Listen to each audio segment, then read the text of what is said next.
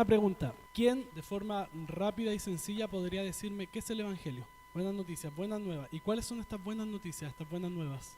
Muy bien. Entonces, eso significa que hemos estado aprendiendo bien del libro de los Hechos, ¿cierto? Pero, ¿qué sucedería si el día de hoy comenzamos a predicar que no te preocupes de tus problemas? Dios los va a solucionar todos. O no te preocupes de tus deudas, porque Dios las va a pagar todas. No te preocupes de las enfermedades, porque hoy todos van a salir sanados de este lugar. Pero sí preocúpate si esto no sucede el día de hoy, porque significa que tú tienes un espíritu inmundo o estás en pecado. Pero para solucionarlo y para que hoy veas tu milagro, tienes que venir aquí adelante, hacer un pacto económico con Dios, tienes que dar una ofrenda silenciosa, o sea, puros billetes. Quizás algunos dirán amén a esto y otros lo van a creer fácilmente, porque podríamos tomar versículos de todos lados de la Biblia para hacer que la Biblia diga exactamente esto, y si le sumamos a esto la emoción y le ponemos énfasis en algunos momentos, ¿qué va a suceder? Muchos van a creer que este es el Evangelio. Y lamentablemente es así como muchos hermanos a lo largo del planeta son engañados con este pseudo evangelio, este evangelio diferente, el cual está cargado de ideas muy místicas, de esto de yo decreto y tiene que suceder, de si yo pienso y hablo cosas positivas, va a pasar, de este evangelio de revelaciones secretas, de que Dios me dijo esto, solo a mí, y esto es una revelación nueva que nadie más la tiene, por eso tienes que creerla. Y yo me pregunto, ¿Dios habrá revelado los misterios ya o no? Dios nos dijo esto, los apóstoles predicaban esto en el libro de los Hechos, Jesús predicaba esto, y creo que no. Y sin embargo, si miramos el capítulo 14 del libro de los Hechos, nos damos cuenta que ese evangelio que muchos están predicando hoy en día se cae a pedazos, porque no vamos a ver a Pablo y Bernabé en medio de su viaje misionero predicando que todos tus problemas van a ser solucionados, porque si no el problema eres tú. Pablo y Bernabé nunca dijeron eso. Tampoco vemos a Pablo y Bernabé diciendo, ok, hoy día todos van a ser sanados. De hecho muestra ciertas sanidades el libro de los Hechos, no a todas las personas fueron sanadas. No vemos a Pablo y Bernabé en este viaje misionero diciéndole a las nuevas iglesias, ok, tienes que pactar económicamente con Dios para que te vaya bien. No lo vemos. Pero ¿qué es lo que vemos? Cuando Pablo y Bernabé entraron juntos en la sinagoga de los judíos en Iconio, hablaron de tal manera que creyó una gran multitud, tanto de judíos como griegos, pero los judíos que no creyeron excitaron y llenaron de odio y los ánimos de los gentiles contra los hermanos. Con todo, se detuvieron allí mucho tiempo hablando valientemente, confiados en el Señor, que confirmaba la palabra de su gracia, concediendo que se hicieran señales y prodigios por medio de sus manos. Pero la gente de la ciudad estaba dividida. Unos estaban con los judíos y otros con los apóstoles. Cuando los gentiles y los judíos, con sus gobernantes, prepararon un atentado para maltratarlos y apiedrarlos, los apóstoles se dieron cuenta de ello y huyeron a las ciudades de Liconia, Listra, Derbe y a sus alrededores. Y allí continuaron anunciando el evangelio. Y había en Listra un hombre que estaba sentado, imposibilitado de los pies, cojo desde el seno de su madre, y que nunca había andado. Este escuchaba hablar a Pablo, el cual, fijando la mirada en él y viendo que tenía fe para ser sanado, dijo con voz fuerte, levántate derecho sobre tus pies. Y él dio un salto y comenzó a andar. Cuando la multitud vio que Pablo lo que había hecho, alzaron la voz diciendo en idioma licoaina, los dioses se han hecho semejantes a hombres y han descendido a nosotros. Y llamaban a Bernabé Júpiter y a Pablo Mercurio, porque este era el que dirigía la palabra. El sacerdote de Júpiter, cuyo templo estaba en las afueras de la ciudad, trajo toros y guirnaldas a las puertas y quería ofrecer sacrificios junto con la multitud. Pero cuando lo oyeron los apóstoles, Bernabé y Pablo, rasgaron sus ropas y se lanzaron en medio de la multitud gritando, señores, ¿por qué hacen estas cosas? Nosotros también somos hombres de igual naturaleza que ustedes y les anunciamos el Evangelio para que se vuelvan de estas cosas vanas a un Dios vivo, que hizo el cielo, la tierra, el mar y todo lo que hay en ellos. En las generaciones pasadas, Él permitió que todas las naciones siguieran sus propios caminos, y sin embargo no dejó de dar testimonio de Él mismo, haciendo bien y dándole lluvia del cielo y estaciones fructíferas, llenando sus corazones de sustento y alegría. Aún diciendo estas palabras, apenas pudieron impedir que las multitudes le ofrecieran sacrificios. Pero vinieron algunos judíos de Antioquía y de Iconio, y habiendo persuadido a la multitud, apedrearon a Pablo y lo arrastraron fuera de la ciudad, pensando que estaba muerto. Pero mientras los discípulos lo rodeaban, él se levantó y entró a la ciudad. Al día siguiente, Pablo partió con Bernabé a Derbe. Después de anunciar el evangelio en aquella ciudad y de hacer muchos discípulos, volvieron a Listra, a Iconio y a Antioquía, fortaleciendo los ánimos de los discípulos, exhortándolos a que perseveraran en la fe y diciendo: es necesario que a través de muchas tribulaciones entremos en el reino de Dios. Después que les designaron ancianos en cada iglesia, habiendo orado con ayunos, los encomendaron al Señor en quien habían creído. Pasaron por Pisidia y llegaron a Panfilia, después a predicar la palabra en Perge, descendieron a Atalía y allí se embarcaron para Antioquía, donde habían sido encomendados a la gracia de Dios para la obra que habían cumplido. Cuando llegaron y se reunieron con la iglesia, informaron de todas las cosas que Dios había hecho con ellos y cómo había abierto a los gentiles la puerta de la fe, y se quedaron mucho tiempo con los discípulos. Cuando miramos estos pasajes, tenemos dos caminos que tomar. O nos enfocamos en los aspectos milagrosos, o nos podemos enfocar en la oposición que vivió Pablo y Bernabé. Sin embargo, estas dos cosas van tomadas de la mano, porque la gente no logra comprender lo que Dios está haciendo. La gente tiende a tender un rechazo a las cosas de Dios, o prefiere ignorarlas. Sin embargo, cuando Pablo y Bernabé tocan algunas creencias más internas de los judíos en la sinagoga, ¿qué es lo que se produce? Una indignación, un odio incluso hacia la persona de Pablo. Porque Pablo con su predicación está tocando la fibra de ellos. Y ahora, para ver este pasaje, no podemos verlo como un hecho aislado de todo el libro de los Hechos. Al contrario, tenemos que mirar este pasaje a la luz del capítulo 3, porque recordemos que Lucas está escribiendo a Teófilo todas estas cosas que han sucedido en la iglesia, para que Teófilo tenga claro cómo comenzó todo, cómo inició todo, cómo se propagó la fe, cómo llegó el evangelio hasta él y hasta todas las naciones cuando Lucas estaba escribiendo. Así que este capítulo, el capítulo 14, está relacionado con el capítulo 13, está relacionado con el capítulo 12 hasta el capítulo 1 y con todo el evangelio. No puede ser un capítulo aislado de la Biblia. Y Lucas no ha dicho que Pablo y Bernabé, después de salir de Antioquía de Pisidia y ser rechazados por los judíos, se va a Iconio. Y fíjense en la fórmula que usan los apóstoles para predicar. Primero van a la sinagoga, y cuando en la sinagoga son rechazados, van a los gentiles. Y Pablo comienza a predicar de tal forma que muchos creen y se convierten. Pero como siempre hay un grupo que rechaza el evangelio, va a comenzar la oposición. Y yo me estaba preguntando, bueno, ¿cuál es el mensaje que estaba predicando Pablo? ¿Por qué les causó tanta indignación a los judíos? Y empecé a investigar, a estudiar, y algunos estudiosos mucho más inteligentes que yo creen que Pablo predicó un sermón similar a lo que había predicado en Antioquía, o sea, en el capítulo 13, donde comenzó a hablarles de la ley, los jueces, los profetas, los reyes, hasta llegar a nuestro Señor Jesús. Y les dijo, ustedes entregaron a Jesús, fueron ustedes los judíos. Entonces imagínense los judíos que le digan, ustedes entregaron al Salvador, es como que, qué dolor.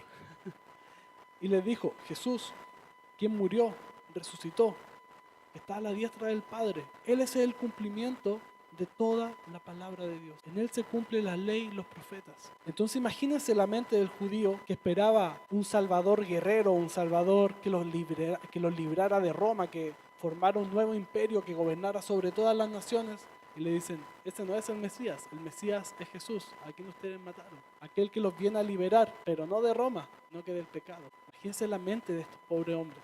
Y esto provocó la indignación, provocó el rechazo, porque para muchos judíos esto es sinónimo de insulto y blasfemia. Es como hacer una traición a las creencias más profundas que ellos tenían. Porque decir que Jesús era Dios para ellos era un tema complejo. Sin embargo, a pesar de que estos judíos se empezaron a levantar en oposición a Pablo y Bernabé, ellos deciden seguir predicando, y dice el texto que se quedan por mucho tiempo enseñándoles a estos nuevos discípulos.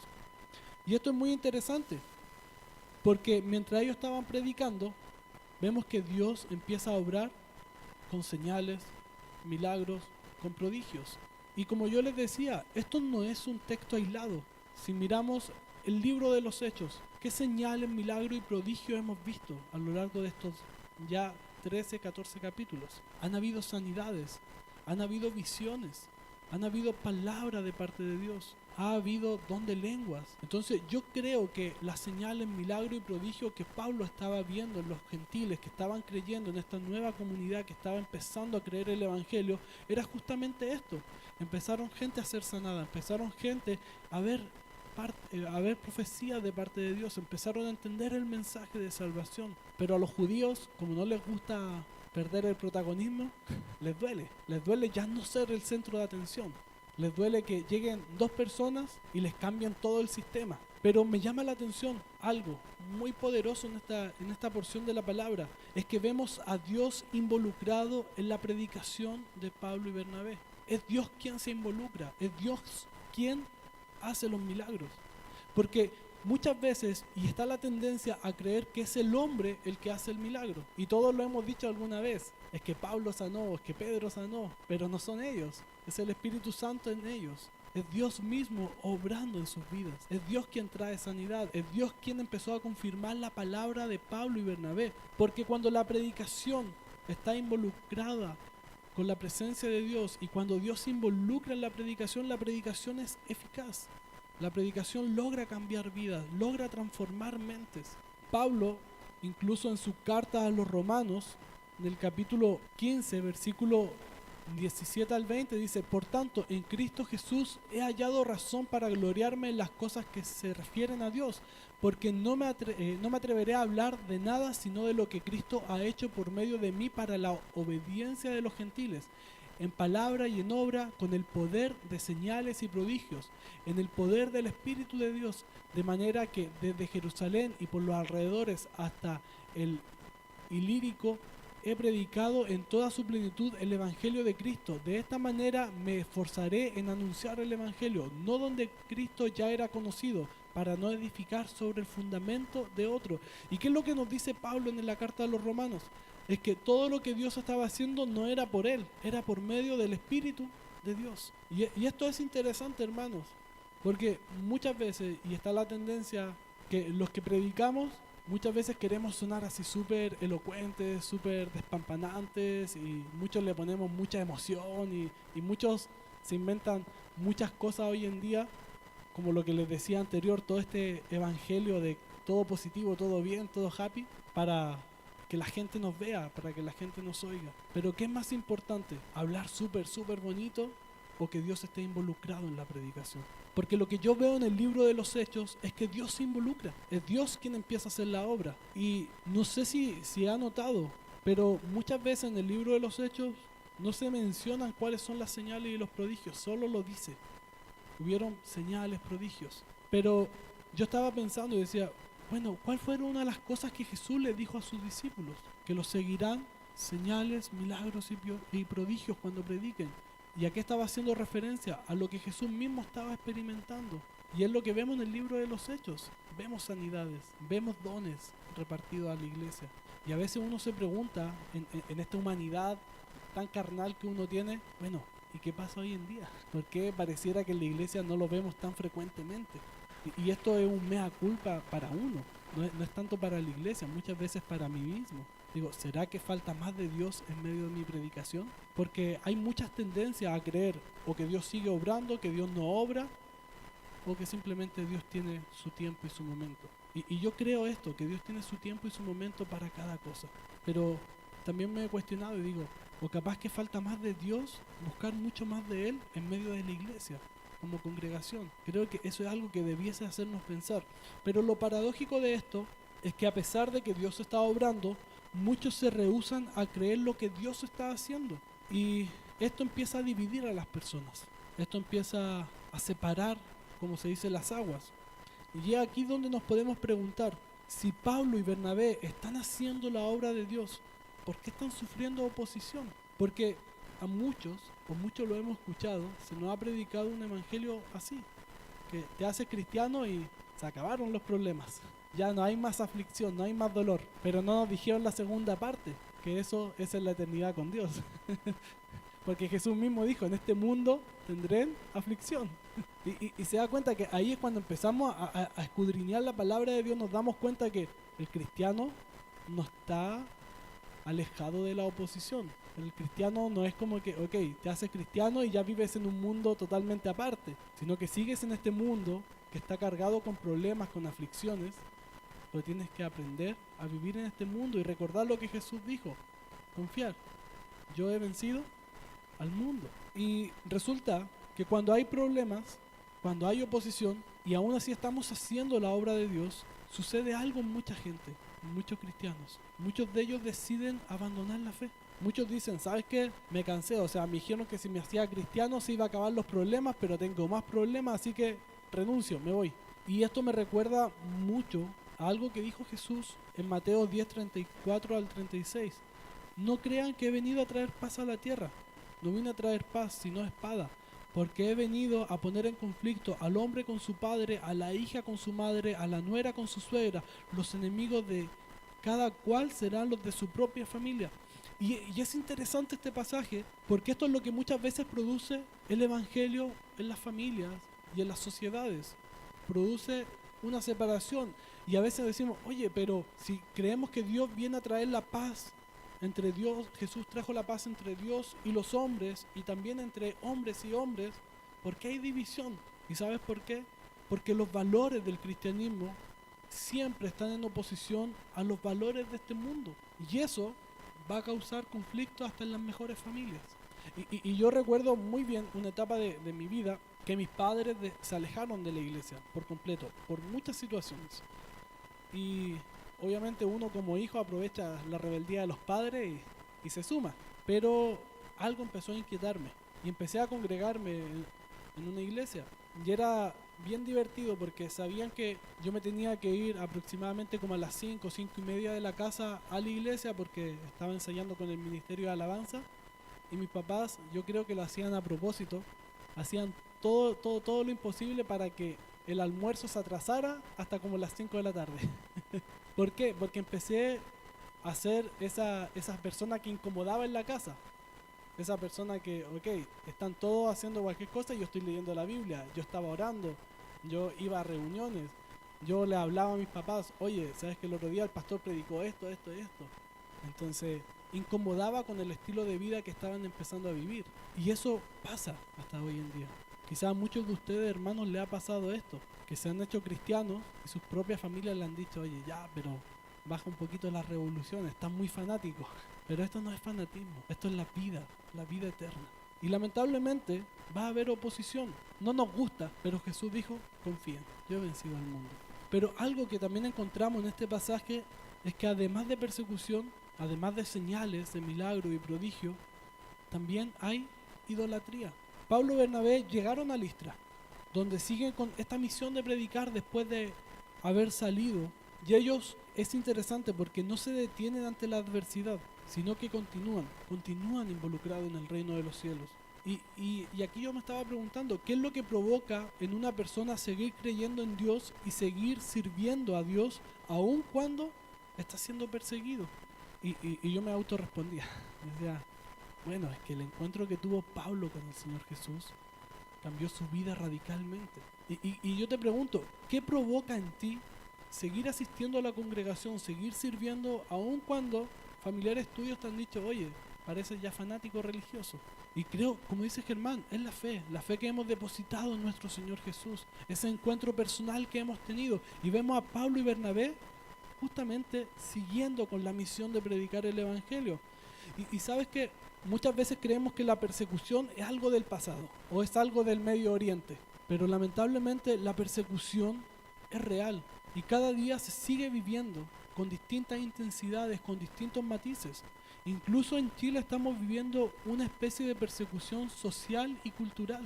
Y déjenme mostrarles algo para que vean que no miento. En noviembre del año pasado, un grupo de hermanos estaba predicando por las calles de Valdivia y fue atacado por un grupo de muchachos que estaban bailando en una plaza a balazos, de la nada. De hecho, 2 hermanos salieron heridos y uno porque se interpuso para que no le llegara un balazo a uno de los niños que estaba en medio de la congregación.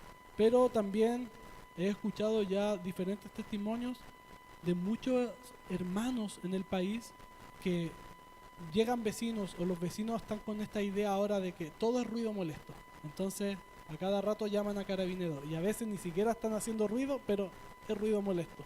Pero el ruido molesto no importa si a las 3 de la mañana el vecino del frente está haciendo una fiesta. De hecho, hace poco, estos días, aquí había una fiesta en una de estas casas con música en vivo y todo. Y yo que tengo el sueño un poco liviano, me costó dormir. Pero si uno reclama como cristiano y dice, oye, es que estás metiendo bulla hasta las 3, 4 de la mañana y no dejas dormir a los demás, no, olvídate. Capaz que te apedreen igual como a Pablo. Pero ellos sí lo pueden hacer a la iglesia. Y es porque la sociedad ha estado cambiando, ha estado rechazando el cristianismo. Pero no solo en Chile, en Latinoamérica está plagado de persecución. Hace muy poco tiempo acaban de denunciar la desaparición de 8 cristianos en Colombia por mano de la guerrilla. Aún no aparece. En el sur de México se están cerrando iglesias porque los grupos armados están tomando las iglesias y obligando a los hermanos a trabajar para ellos en el tráfico de drogas. ¿Y para qué decir en Cuba, Venezuela y el resto del mundo? De hecho, Cuba, Venezuela, México y Colombia están dentro de los 100 o 150 países en el mundo en la persecución. Entonces la persecución es algo real. No porque no lo vivamos nosotros intensamente significa que no hay persecución a la iglesia. Si no, haga un ejercicio. Escriba, ponga un post en su Facebook ultra cristiano diciendo que no está de acuerdo con ciertas prácticas que el mundo está viviendo y dígame cómo le va. Porque ese es un tipo de persecución que vivimos hoy en día. Y aun cuando Pablo y Bernabé estaban siendo perseguidos, predicaron el evangelio y Dios los respaldaba. Y algo interesante, el texto nos dice que había un hombre que no podía caminar desde su nacimiento. Pero Pablo vio que tenía fe para ser sanado y el hombre fue sanado. Y este pasaje para mí es súper interesante porque dice que el hombre tenía fe para ser sanado y esto es algo que hemos conversado con algunos hermanos. Y yo me pregunto, ¿será que nosotros no tenemos esa clase de fe? ¿O será que Pablo era alguien tan sensible a la voz del Espíritu Santo y podía discernir quién necesitaba ser sanado y quién no? Y yo creo que va por ahí la respuesta, que quizás Pablo tenía esa sensibilidad tan desarrollada a la voz del Espíritu Santo que él entendía cuándo había que haber señales, milagros y prodigios, ya que en Hechos 13:9 se nos dice que Pablo era un hombre lleno del Espíritu de Dios. Pero esto nos abre otra ventana a este caso. ¿Dios quiere que todos sean sanados? Algunos te van a decir, ¿sabes qué? Sí, Dios quiere que todos sean sanados y predican de eso y hacen fama de eso. Pero quizás la respuesta no siempre es lo que esperamos o la respuesta que nos gusta escuchar. Y podemos tomar una decisión, actuar como los judíos y enojarnos con Dios, porque Dios nos sana a todo el mundo. Pero yo creo que lo que Dios más desea, más que esa sanidad física, es que todos le conozcamos a Él y creamos en Él para ser salvos. Porque la sanidad física, sí, muchas veces es importante, pero esa sanidad va a seguir siendo momentánea, porque tarde o temprano nos vamos a morir. Pero la sanidad del alma, la salvación, es algo eterno, algo que perdura para siempre.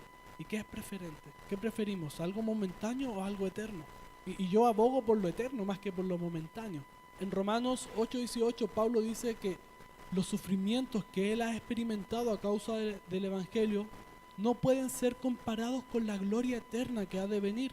Incluso dice, no son dignos de comparación mis sufrimientos con la gloria eterna que esperamos. Y ahí es cuando yo digo, entonces, ¿qué es más importante? ¿La sanidad o la salvación? La salvación, la gloria eterna. Sin embargo, desde ese tiempo hasta ahora ha existido la idolatría a los líderes. ¿Y qué es lo que vemos acá? Vemos que en Listra creyeron que Pablo y Bernabé eran Júpiter o Zeus en la mitología griega y que Pablo era Mercurio o Hermes en la mitología griega. Ya que había una leyenda que decía que si estos dioses volvían a Listra, tenían que ser hospedados porque si no iban a destruir la ciudad nuevamente. Porque según su mitología esto ya había pasado. Entonces, ¿qué hace la gente? Dice, oye, estos están obrando con milagros, deben ser dioses. Y si son dioses, hay que adorarlos. Y decían, bueno, pareciera que son estos dioses que ya conocemos como Zeus, como Hermes, y decían que Pablo era Hermes porque hablaba mucho, así como yo. Entonces, ¿qué hacen? Traen toros y comienzan a sacrificarlos a Pablo y Bernabé. Y estos dos se ofenden, obviamente. ¿Y qué hacen? Rasgan sus vestiduras y le dicen, oye, no hagan esto. No crean en estas fábulas. O sea, venimos a predicarles al Dios verdadero. Pero hoy en día sigue pasando esto. Muchos hermanos en la fe están adorando a hombres y no a Dios. Y esto va desde muchas veces la adoración a los misioneros, a los pastores, a los profetas y para qué decir a los autodenominados apóstoles, donde ellos dicen que la única verdad es la que ellos predican y el resto no. No importa si estas verdades contradicen la escritura, es más importante lo que ellos dicen porque es una revelación nueva de parte de Dios. Y creo que caer en esto es un peligro y una forma muy trágica de cambiar a Dios por los hombres. Y hablaba estos días con nuestro pastor Fernando y con el presbiterio sobre un caso muy puntual aquí en Chile.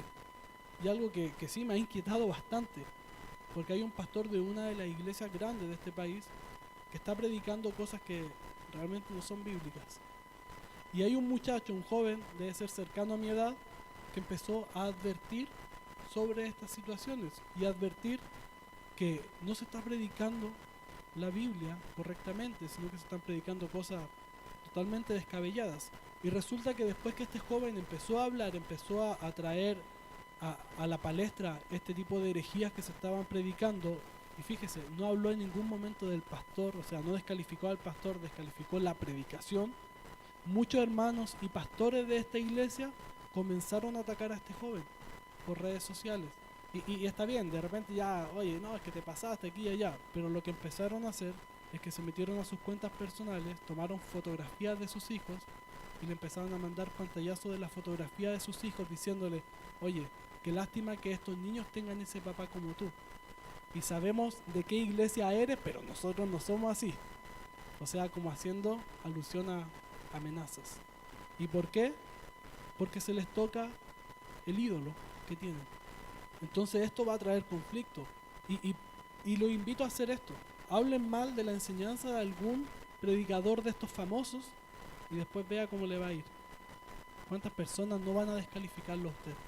Porque no importa lo que prediquen, importa la persona para muchos de ellos. Pero Pablo y Bernabé dicen, no, esto no es correcto. No es correcto adorar a las personas. Y después de esto, el texto nos dice que vinieron judíos de Antioquía que perseguían la labor de Pablo y Bernabé. Estos mismos que se habían enojado y se habían puesto en oposición, vinieron ahora para seguir la fiesta acá. Sí, la cosa no se puede acabar.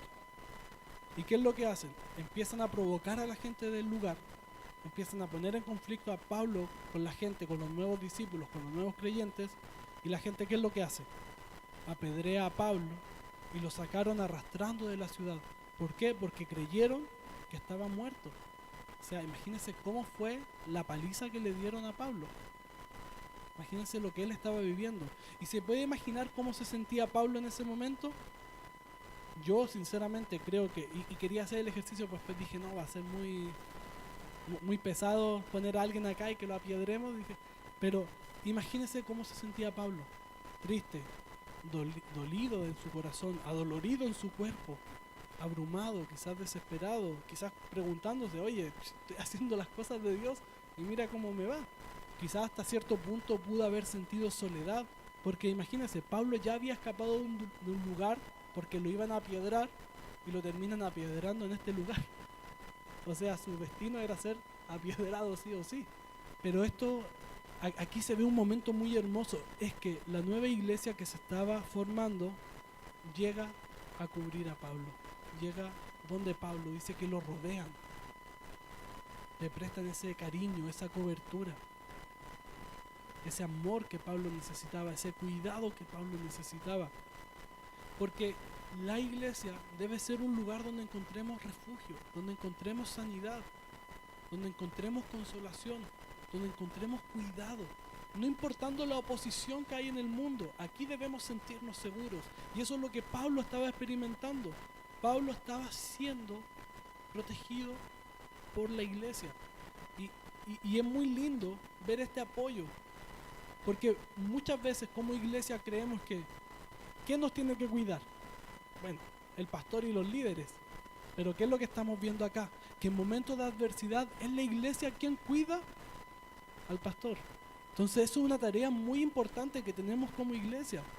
¿Y qué es lo que hacen? Después que Pablo dice, se levanta, se recupera, al día siguiente continúa. Sale del lugar y continúa predicando el evangelio. Y qué hermoso este momento. Porque Pablo encontró la fuerza y el ánimo en medio de la congregación.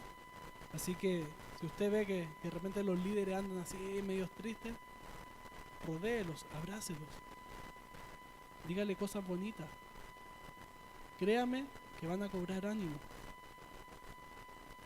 Y después de todo este viaje que Pablo hace, comienza a regresar a las ciudades por donde pasó. Y esto es interesante porque Pablo pudo aprender algo, con lo cual lograba animar a los discípulos, para que los discípulos nuevos permanecieran en la fe en la cual habían creído. ¿Y qué les dice Pablo? Es necesario que a través de muchas tribulaciones entremos en el reino de los cielos. Imagínense la forma de animar a la gente. Muchas veces, ¿qué es lo que quisiéramos que nos animen? No te preocupes, si no va a haber problema, no va a pasar nada. Pero Pablo animaba a la gente diciéndole, van a pasar tribulación, pero es necesario para que lleguemos al reino de los cielos. Así que hermanos, si estás pasando por tribulaciones, si estás pasando por problemas, es necesario para ser perfeccionado a la estatura del varón perfecto que es Cristo Jesús. Y esto a mí me llena de mucha alegría, de mucho gozo. Porque hoy queremos que los problemas se acaben, queremos que las enfermedades se acaben, queremos que las deudas, las tristezas, queremos que todo lo malo, todo lo que no nos gusta, se acabe. Pero no es lo que el salmista escribe en el Salmo 23. Dice, aunque ande en valle de sombra y de muerte, no temeré mal alguno, porque Dios está conmigo. Dice que su vara y su callado le infunden aliento. Eso es lo importante, recordar que en medio de las tribulaciones Dios está con nosotros. No escapemos de las cosas, enfrentémoslas. Y eso es algo que me gusta del cristianismo, que el cristianismo no le huye a las adversidades. Desde el principio el cristianismo le ha puesto cara a las adversidades y la ha enfrentado y la ha ganado. ¿Por qué? Porque está con Dios. Si estamos pasando por adversidades, confiemos en el Señor. Si estamos pasando por problemas, confiemos en el Señor. Y recordemos algo que dice Jesús en Mateo 16, que Él envía a sus discípulos como ovejas en medio de lobos. ¿Por qué? Porque en el mundo vamos a sufrir. Vaya a predicarle a alguien y probablemente le va a querer tirar una piedra en la cabeza. Pero no importa, sigamos predicando el evangelio. Porque el cristiano tiene que recordar que las pruebas no nos pueden limitar, las pruebas no pueden frenar la obra de Cristo en el mundo, y eso es lo que vemos en Pablo y Bernabé. Las pruebas deben causar un solo efecto en nosotros, que sigamos predicando a Cristo Jesús. Así que en el capítulo 14 del libro de los Hechos se nos muestra un evangelio auténtico, un evangelio que no es cómodo ni complaciente, pero sí es verdadero, poderoso y transformador. Es un evangelio que cambia vidas, un evangelio que quizás tú mismo has experimentado en algún momento de tu vida y por eso el día de hoy estás acá, porque el evangelio, la palabra de Dios ha cambiado tu vida, ha cambiado tu forma de ser. Pablo y Bernabé no predicaban un mensaje de bienestar monetario, de milagros, de demandas a Dios, ni de prosperidad económica, ni de pensamiento positivo. Predicaban a Cristo resucitado como el cumplimiento perfecto de las profecías que Dios había dado a su pueblo, con la única esperanza que el ser humano puede encontrar, que es Cristo Jesús. Así que si predicas esto, vas a tener oposición, pero recuerda, Cristo ha vencido al mundo. Las señales que lo acompañaban no era el fin de la predicación. Los milagros no son el fin.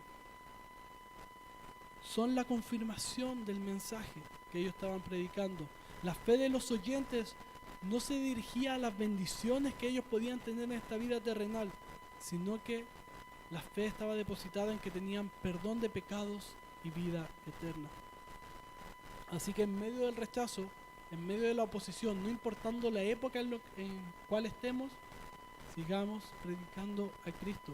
Y lo más importante es que en vez de desanimarte por las persecuciones, por la oposición, por los problemas, busca a Cristo y recuerda lo que Pablo le dijo a la iglesia. Es necesario que a través de muchas tribulaciones entremos en el reino de Dios.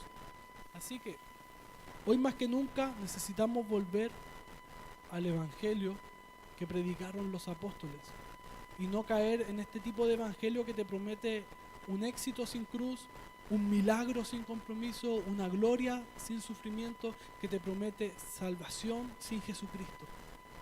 La iglesia necesita discernir de los falsos mensajes que reducen la fe a decretos, emociones o pactos monetarios de lo que es el verdadero evangelio, que nuestro Señor Jesús murió, pero al tercer día resucitó para darnos salvación y vida eterna. Recordemos que vivimos en días donde la idolatría no ha desaparecido, pero podemos evitarla. Solo la gente ha cambiado la forma. Antes adoraban a estatuas y muchas cosas así. Tenían mucha mitología, pero hoy en día se está idolatrando a muchos líderes carismáticos, a muchos movimientos que usan el nombre de Dios, a muchas personas que adoran el razonamiento humano. Se está idolatrando ideales políticos. Incluso muchos adoran hoy en día a estos influencers que están en las redes sociales, porque buscan rendir su vida a lo que ellos dicen, pero en vez de eso busca rendir tu vida a Jesucristo. Y Hechos 14 nos recuerda que ser cristiano no significa ausencia de problemas, sino que Dios está en medio de las dificultades y que podemos confiar en Él. Va a haber oposición, va a haber persecución, van a haber momentos dolorosos, van a haber momentos tristes, pero recordemos que la iglesia también es un lugar de consuelo para el creyente, donde hay esperanza.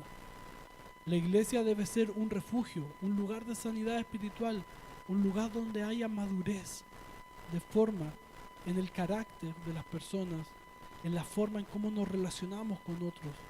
La iglesia debe ser un lugar donde preparemos a los creyentes para estar firmes en la fe, aunque nos cueste enfrentar los problemas y las situaciones de este mundo, pero donde sabemos que tenemos amigos, hermanos que nos van a fortalecer.